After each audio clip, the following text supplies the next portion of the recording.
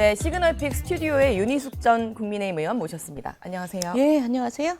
어제는 박수민 의원이 와서 아, 그러셨어요? 네, 네. 서울시장 후보 경선을 함께 하고 있는 후보님들을 만나보고 있는데요. 네. 요새 많이 바쁘시죠? 네, 바쁩니다. 바빠야죠. 네, 서울 민심 좀 많이 듣고 계세요? 어떠세요? 다녀보시면. 그러니까 이게 서울이 선거 분위기가 네. 안 뜨고 있어요. 뜨질 않고 있나요? 그러니까 뭐 이거는 여야를 막론하고 시민들께서 선거에 큰 관심이 없으시고 그리고 뭐 지금 중동 전쟁도 그렇고 네. 그렇습니다. 근데 이제 우리가 그저께 했죠? 토론회를 했잖아요. 네.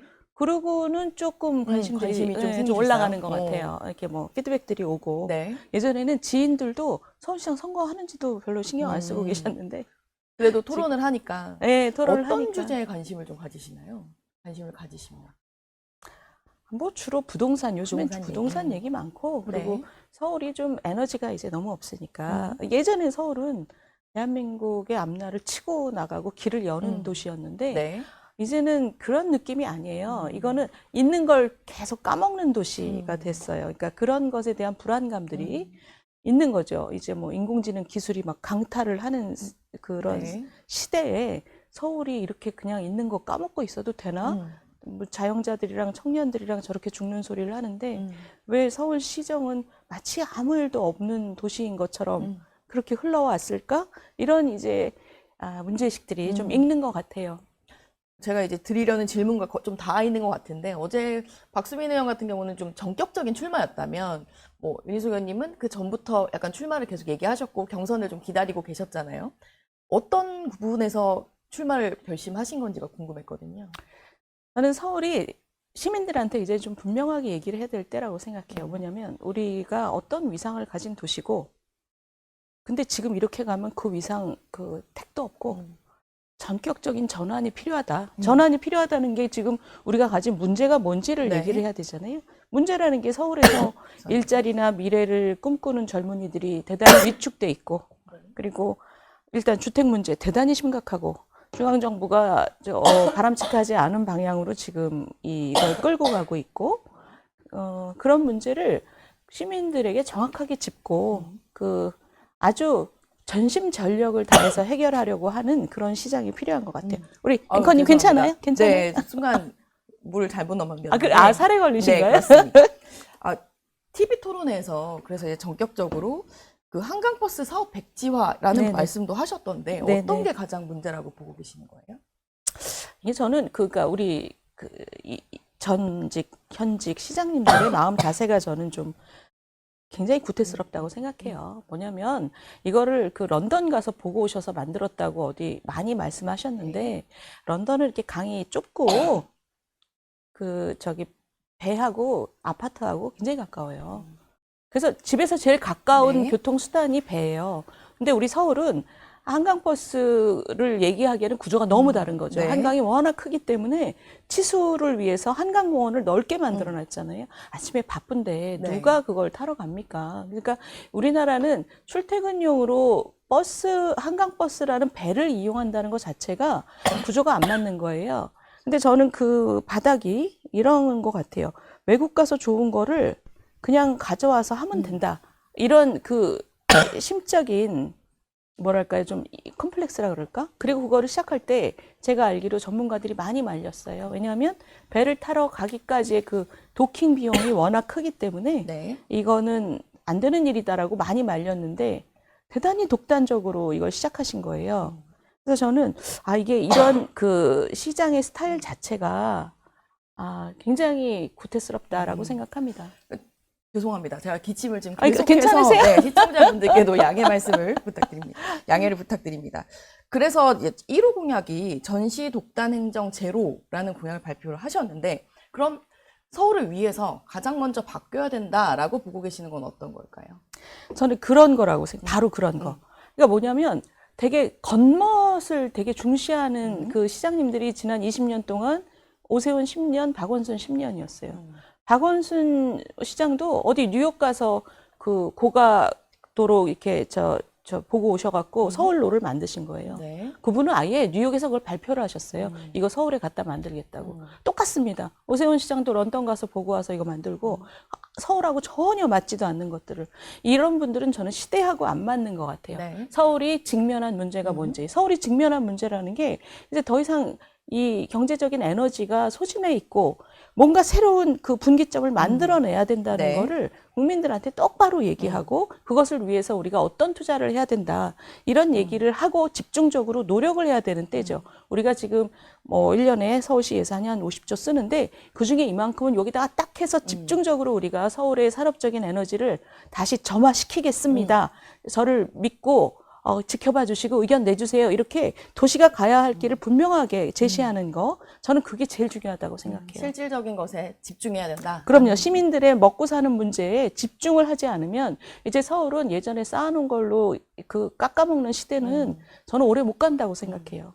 이번에 저도 토론을 봤는데 오세훈 시장을 향해서 여러 직격 말씀을 날리시더라고요.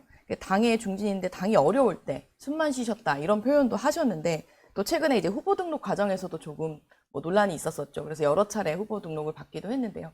이런 부분까지도 다 같이 이야기를 하신 거라고 보면 될까요?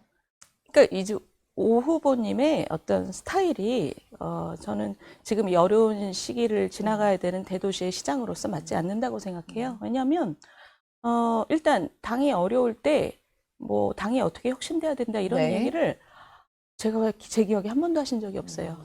그러니까 그 작년에 대선 이후에 당이 정말 어렵고 혁신에 대해서 모색할 때 그때 기자회견을 하셨는데 뭐 네. 3주년 기자회견 네. 하셨는데 당의 혁신 방향에 대해서 한마디도 안 하셨어요. 제가 그때 대단히 야속했었거든요. 근데 자기 선거가 다가오니까 지금 막 당에다 대고 뭐 혁신 선대위를 꾸리지 않으면 뭘 안 한다, 안 한다, 안 한다 이렇게 말씀하시는 거는 저는 굉장히 기회주의적이라고 생각해요.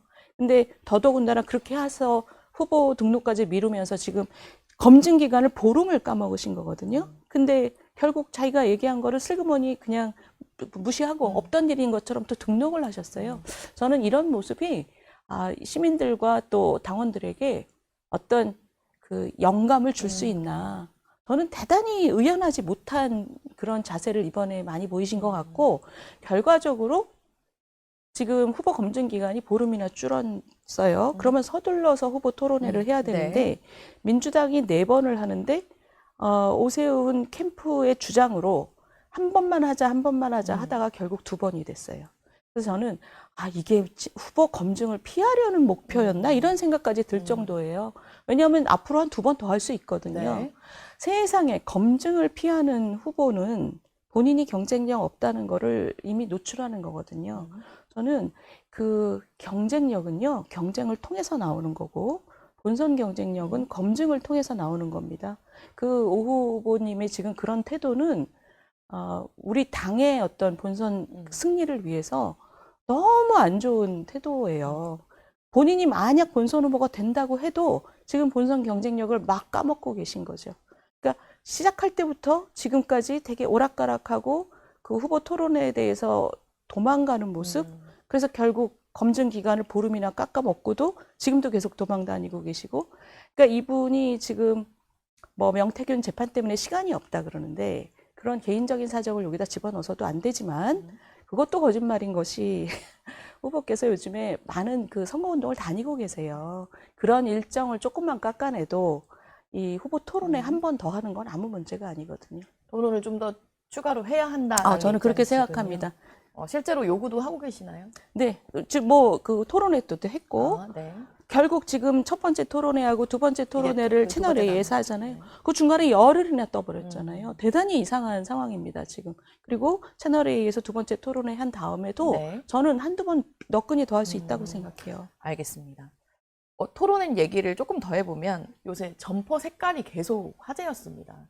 그래서 빨간색을 입겠다라고 하시면서 흰색은 장동혁 대표가 입어야 된다라는 얘기를 하셨어요. 어떤 속 사정으로 평소에 좀 생각을 하셨던 건가요?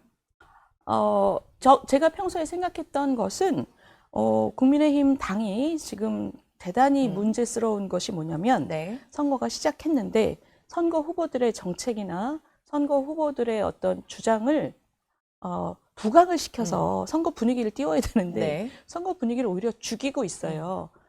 계속 당에 대한 얘기가 당에 좀 국민들을 멀게 만드는 그런 메시지가 계속 나오면서 후보들을 가리고 있어요.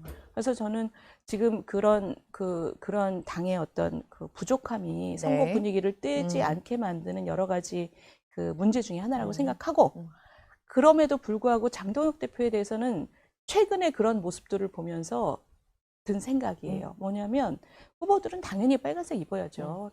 빨간색 입고, 그 당은 지금 좀 부족하지만 후보들은 당보다 더 패기 있게 이 선거를 이끌 수 있습니다라는 거를 그 시민들한테 보여야 되는 네. 거고, 그런데 이 위기 속에서 당대표가 할 수 있는 일은 아주 구체적으로 말씀드리면 저는 오히려 이 선거를 오히려 더 가릴 것 같아서 제가 그렇게는 말씀 안 드리지만, 이 분위기를, 이 위기를, 당의 위기를 그 타파하고 네. 그 선거 분위기로 쇄신할 수 있으려면 저는 장 대표가 뭔가 큰 결심을 하셔야 될 것 같아요. 큰 결심. 큰 결심이라는 게, 저는 흰옷이라는 얘기는 네. 우리 여의도 정치에서 네. 흰옷이라는 것이 의미하는 것은 아무것도 갖고 있지 않은 상태를 얘기하는 겁니다. 백의종군이잖아요. 네. 저는 그 정도의 큰 결심이 없이는 당대표가 지금 이 위기를, 당의 아주 전면적인 위기를 네. 불러일으킨 그 당대표가 결심을 하셔야 된다고 생각해요. 그러니까 후보들의 선대위나 후보들이 더 부각받을 수 있게 좀 이선 후퇴 같은 그런 백의종군을 해야 한다라는 취지로 이해를 해도 될까요? 그게 뭐 백의종군이라는 말이 넓게 쓰이긴 하지만 네. 제가 아주 구체적으로 명시는 하지 않겠어요. 왜냐하면 그러고 나면 또 오늘 후보가 한 얘기 하나도 다 없어지고 그것만 나올 거예요. 네. 하지만 큰 결심을 하셔야 된다라고까지는 얘기를 해주셨습니다. 맞습니다. 또 한동훈 전 대표와 관련해서는 일단 긍정으로 얘기를 하셨는데 사과를 해야 한다라는 부분도 얘기를 하셨어요. 저는 한동훈 대표가 우리 보수의 큰 자산이라고 생각하고요. 그래서 그 유세에 오시는 게 저는 플러스가 돼야 네. 된다고 생각해요. 그렇지만 또 그분이 그 안 하신 부분 때문에, 뭐냐면 그 계엄 직전에 당 게시판 그 문제는 네. 대단히 중요하다고 생각하시는 분들이 많고, 당 분열의 원인이 됐던 것도 맞고, 한 대표 가족이 원인이었던 것도 맞아요. 그렇다면 본인이 진솔하게 당원과 지지자들한테 사과를 했어야 됩니다. 근데 그거를 하지 않음으로써 네. 더한 분열의 원인이 되고 있어요. 그럼 본인이 푸셔야 됩니다. 그리고 그분이 그걸 풀지 않음으로써 그분이 가진 어떤 가능성과 잠재력에 대해서 깎아내리는 분들이 많아요. 검사는 저래서 안 돼. 이런 얘기들을 한단 말입니다. 저는 본인이 그게 가지고 있는 어떤 한계라면 이번에 뛰어넘으시면 좋겠어요. 그래서 사과하고 지지자들과 당원의 마음에 그걸 풀어드리고, 그 다음에는 저는 요새 온다 그러면 다들 좋아할 것 같아요. 한동훈 전 대표는 실제로 보수 재건을 위해 노력하겠다 하면서 당으로 돌아오겠다라고 하고 있거든요. 그럼 방금 말씀하신 부분이 좀 된다면 제명 처리도 취소하는 것도 충분히 가능하다라고 보시나요? 저는 원래 제명 자체는 과했다고 생각해요. 그렇지만 지금 뭐 제명 자체를 얘기하는 것이 아니라 그분이 본인이 가진 한계를 뛰어넘어서 네. 그 자신이 야기한 당의 분열과 패배를 진솔하게 사과를 하면 그 다음에는 뭐 징계라는 것은 네. 그 아주 작은 문제죠. 그거는 뭐 당연히 그 한 팀을 위해서는 없애야 되는 문제죠. 이번엔 민주당 얘기를 좀 해보겠습니다. 민주당도 지금 한창 서울시장 후보 경선 치르고 있는데 여러 지금 정원호 전 구청장에 대한 의혹들이 쏟아지고 있는데 그 중에서도 이 문제는 좀 짚어봐야겠다라고 보시는 부분이 있을까요? 저는 전부 다 짚어봐야 된다고 생각해요. 그 무슨 구청 사업에 기대서 사업하는 사람들한테 고액 후원금 잔뜩 받고 또 사업 계속되고 이런 것도 아주 큰 거고요. 강간 사건 그 혐의자를 다시 그 재임용하고 이런 거는 정말 생각하기도 싫은 네. 부분입니다. 거기다 이번에 터진 거는 저는 이해가 안 돼요. 어떻게 그렇게 간이 크지? 이런 생각이 들어요. 출장권과 관련해서 출장권에서 김대섭 의원이 기관장하고 제기한 여직원이 칸쿤을 포함한 일정에 갔고, 그리고 그 칸쿤이라는 데가 업무하는 데가 아니잖아요. 그리고 전체 출장 일정 중에서 나중에 출장 보고서가 나온 건 네. 앞에 한 반밖에 안 돼요. 그러면 이렇게 허술한 출장 보고서가 아무런 문제 없이 구청에 제출됐다는 것부터가 진짜 간 큰 사람들이 있고 구청 자체가 그런 간 큰 사람들을 위해서 다 숨겨주고 가려줬다는 얘기죠. 그러니까 이거는 구청장 12년 하면서 네. 그냥 자기 왕국을 건설한 거예요. 상상하기 어려운 일입니다, 요즘에. 요즘에 그게 말이 되나요? 거기다가 그 출장 보고서를 보면 그 여직원의 역할이 아무것도 없어요. 기획예산과 직원이 왜 거기 10박 12일인가요? 그렇게 긴 기간 가서 뭐 했는지 아무런 역할이 없어요. 무슨 구청장이 혼자 걷지도 못하는 사람이지 않는 이상은 그 같이 따라갈 이유가 없는 출장이에요. 그런 부분이 좀 규명돼야 된다라고 보시는 저는 거군요. 앞으로 그 검증을 통과하기 쉽지 않을 거라고 봅니다, 그분이. 정원호정 네, 구청장이요. 네. 지금 뭐 도덕성, 금전, 뭐 여러 가지 면에서 지금 막 우수수수 나오고 있잖아요. 그 제 검증 과정이 굉장히 혹독할 거라고 생각합니다. 실제로 윤 후보는 민주당이 당선되면 그 부동산 이야기를 강조를 많이 하셨잖아요. 맞습니다. 문재인 박원순 때의 부동산 참극으로 갈 수밖에 없다. 이건 어떤 부분 때문에 그러신 걸까요? 지금 이재명 대통령이 가는 길이 문재인 대통령 2018년부터 21년까지 그 길하고 네. 똑같아요. 정말 대깔꼬마니 같아요. 근데 그때 결과를 생각해 보시면 막 다주택자를 뭐 잡았는데 막 네. 팼는데 결과적으로 그래서 지방선거 끝나고 보유세 올리고 보유세 올리는 게 이제 임차인들한테 전가가 되니까 임대차법 만들고 임대차법 만드니까 그 시장에 충격이 가니까 네. 전세 대란 일어나고 월세 폭등하고 지금 그 길을 우리가 그대로 가고 있는 겁니다. 근데 이게 죄질이 굉장히 나쁜 게 뭐냐면 그때 우리가 이걸 다 봤잖아요. 네. 봤는데도 그 길을 가는 거는 정치적인 동기로밖에 해석이 안 되는 거예요. 왜냐하면 지금 이렇게 가격이 뛰는 거는 뭐 원자재 가격 문제도 있지만 공급이 대단히 모자란다는 얘기거든요. 박원순 시장 때 네. 서울의 재개발 재건축 사이트를 400개 정도를 해제하면서 그 효과가 지금 오래 가고 있어요. 물론 저는 오세훈 시장도 이걸 충분히 네. 노력해서 그 해소하지 못했다는 책임은 져야 된다고 생각하지만 어쨌든 지금 결과적으로 공급 절벽이에요. 어마어마한 공급 절벽이에요. 네. 이거는 우리 서울의 주택 위기입니다. 그러면 무슨 짓을 해서라도 지금 공급을 늘려야 되는데 저는 이재명 대통령이 아주 전 그 실망스러운 부분이 공급 대책은 지금 얘기 한마디도 안 하고 있잖아요. 119 대책 이후로 그게 별게 없다는 게 판명된 다음부터 한마디도 하지 않아요. 밤마다 나쁜 놈 찾아내기를 해갖고 계속 그 SNS에서 때리기만 하고 있어요. 이거는 뭔가 그 사회에 그 뭔가 박탈감을 가지신 분들 또 일반 시민들 중에서도 아 뭔가 이 사회에서 그 불필요하게 많은 이익을 취해가는 사람들을 때리는 것에 대한 환호 어떤 쾌감을 주면서 지방선거 전까지 정치적인 분위기로 이걸 끌고 가려고 하는 거예요. 문제 해결에 도움이 안 되는 일을 하고 있거든요. 그리고 지금 스물스물 얘기가 나오잖아요. 지방선거 끝나고 네. 7월에 이제 세금 폭탄이다. 이런 얘기가 그냥 나오는 얘기가 아니에요. 그렇게 갈 수밖에 없는 구조거든요. 어제 이제 정부가 발표한 내용이 있었죠. 다주택자들 이제 주택담보대출 연장을 좀 제한해서 사실상 다주택자들이 갖고 있는 매물이 나오게 하겠다. 그리고 무주택자가 그 주택을 살 때는 또 여러 가지 일시적인 갭 투자도 허용을 하는 그런 다주택자들의 매물을 좀 내놓게 하는 정책을 내놨는데 그건 좀 어떻게 보셨습니까? 이미 예고돼 있던 거기 때문에 그거는 뭐 지금 다주택자들의 집을 개워내게 하면 뭔가 도움이 되겠지 이런 거죠. 그래서 아니 저는 개워내게 해서 물량이 좀 늘어나는 것은 그거는 지금 현재 수급 상황에서 도움이 되죠. 근데 네. 그 도움이 정말 얼마나 되겠냐는 충분하진 거예요. 않다라고 그럼요. 보시는 그리고 지금 굉장히 중요한 건 빨리 지어지게 만들어야 되는 거예요. 지금 네. 재개발 재건축 이 사이트들이 빨리 진행되도록 하는 건데 그 노력은 전혀 하지 않고 지금 이것만 하고 있어요. 근데 이게 언제까지 가냐는 거예요. 이거는 지금 이 뒤에 나와 있는 예정돼 있는 길은 이제 5월 9일 양도세 중과가 시작이 된 다음부터는 매물이 잠기게 될 게 너무 뻔하고 그러면 지방선거 끝나자마자 세금 폭탄 떨어뜨릴 게 너무 뻔하고 지금 그런 길을 크게 가고 있는 거죠. 알겠습니다. 제가 어제 시간이 조금 넘쳤지만 어제 박수민 의원에게도 마지막에 네네. 여쭤봤는데 이번 서울시장 선거의 시대 정신이 뭐라고 보시는지와 본인의 이제 그 부분에 있어서의 강점을 좀 말씀해 주시면. 서울의 시대 정신은 이제 정말 서울이 진지하게 스스로를 네. 돌아보고 시민들과 소통해야 될 때라고 생각합니다. 지난 20년 동안 겉멋으로 살아왔어요.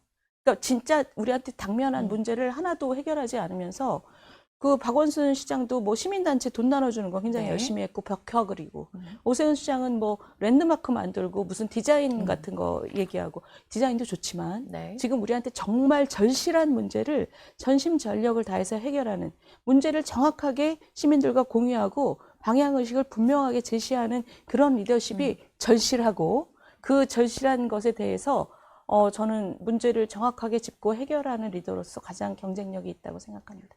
알겠습니다. 윤희숙 후보 만나봤습니다. 그리고 오세훈 시장도 기회 되면 모셔서 여쭤보도록 하겠습니다. 오늘 감사합니다. 감사합니다.